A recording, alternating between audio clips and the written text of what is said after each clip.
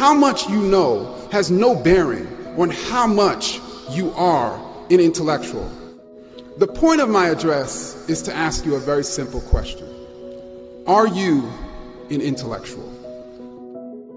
I'm asking this question because you need to know that having a doctorate does not make you an intellectual.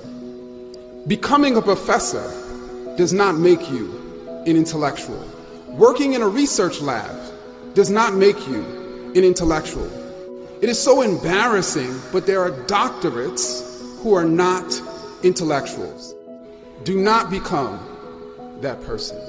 No doctorate degree is required to join the intellectual academy. This is an inclusive academy with all types of people coming from all types of backgrounds. There are homeless people in this intellectual academy. There are poor people in this intellectual academy. So when I say intellectual, I'm not referring to someone who knows a wealth of information. All of you, I'm sure, know a lot.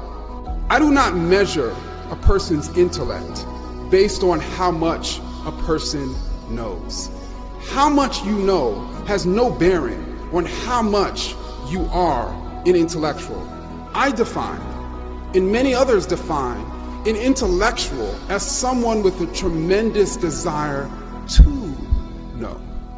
Intellectuals have a tremendous capacity to change their minds on matters, to self-reflect, to self-critique. Intellectuals are only governed by one special interest, and that special interest is rarely self-serving.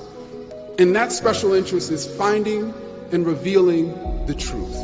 How many of you have a tremendous desire to know? How many of your minds are wide open to new ideas? How many of you are searching for ideas that challenge how you see the world? How many of you are willing to look differently at the world with the blink of new evidence? How many of you are critiquing your own ideas as intensely as you critique the ideas of others? Intellectuals are a nomadic people, constantly changing their conceptual location, constantly in search of a better conceptual space. Intellectuals are constantly working out.